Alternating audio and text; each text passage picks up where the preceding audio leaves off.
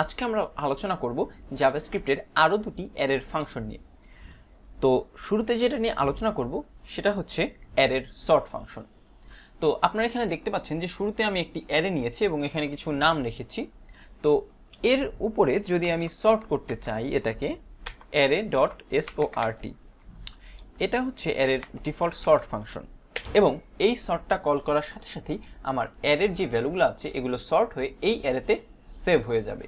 তো এখন যদি আমি এখানে চলে যাই এবং এই অ্যারেটাকে প্রিন্ট দিই এবং দেখেন কোডটা রান দিলে অ্যালফাবেটিক্যাল অর্ডারে আমাদের অ্যারেটা কিন্তু সর্ট হয়ে যাচ্ছে। এখানে আমরা যদি কখনো আমাদের কোনো স্ট্রিং থাকে, এভাবে স্ট্রিংয়ের অ্যারে থাকে, সেটাকে কিন্তু আমরা এই অ্যালফাবেটিক্যাল অর্ডারে সর্ট করতে পারবো। তো এখন যদি আমাদের এটা স্ট্রিং না হয়ে একটা ইন্টিজার হতো তাহলে কি হতো? তো আমি একটা নতুন অ্যারে নিই, অ্যারে 1, এবং এর ভিতরে আমি কিছু ভ্যালু রাখছি, সাপোজ 3, 7, 10, 1, 0, 5। তো যেভাবে আমরা দেখলাম যে আমাদের এই উপরের স্ট্রিংয়ের অ্যারেটা সর্ট হলো, আমরা যদি এখন ভাবি যে আসলে আমাদের এই নিচের যেই অ্যারে 1টা আছে এটাও সর্ট হবে এভাবেই, তাহলে আসলে আমরা ভুল করছি। তো এখন যদি একটু রান দিই, দেখেন কীরকম আউটপুট আসে। দেখেন 0, 1, 19, 3, 5, 7 এটা কিন্তু আদৌ একেবারেই সর্ট হয় নাই। এর কারণ কি? এর কারণ হচ্ছে আমরা যখন জাভাস্ক্রিপ্টের অ্যারের সর্ট ফাংশনটা ইউজ করব, ও এই ভিতরের যে ভ্যালুগুলো আছে সবগুলোকে ও কনভার্ট করবে স্ট্রিংয়ে, এবং তারপরে ইউটিএফ যে ভ্যালুগুলো ডিফাইন করা আছে আমাদের জাভাস্ক্রিপ্টে সেটার উপরে ডিপেন্ড করে ও সর্ট করবে।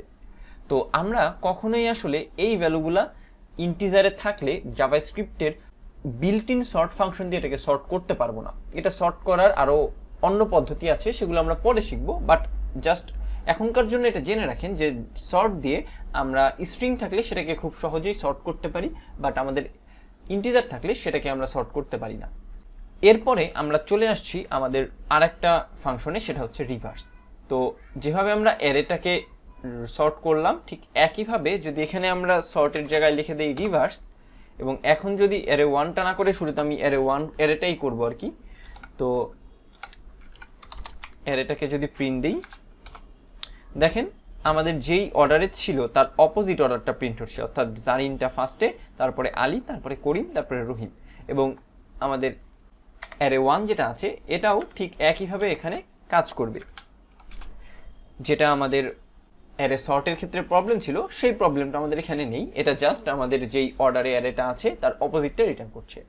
তো এখানে একটা জিনিস খেয়াল করে দেখবেন, আমাদের কিন্তু কারেন্টলি যেই অ্যারেটা আছে এই অ্যারেটার উপরেই পরিবর্তন হয়ে যাচ্ছে, ভ্যালুটা কিন্তু চেঞ্জ হয়ে যাচ্ছে, সেটা রিভার্স করি অথবা সর্ট। তো আমরা যদি চাই যে আমাদের কারেন্ট অ্যারে পরিবর্তন না হবে, তখন আমরা যেটা করতে পারি, আমরা নতুন একটা ভ্যারিয়েবল নিব লেট ডাটা, এবং অ্যারেটার উপরে আমরা নেস্টেড ফাংশন চালাবো। তো প্রিভিয়াস লেসনে যেই কনক্যাটটা দেখেছিলাম আমরা সেটা এখানে ইউজ করব। তো কনক্যাট ইউজ করার ফলে যেটা হবে, নতুন অ্যারে হিসেবে এই ডাটাতে আসবে এবং তার ভেতরে আমাদের এই রিভার্স ফাংশনটা অ্যাপ্লাই হবে।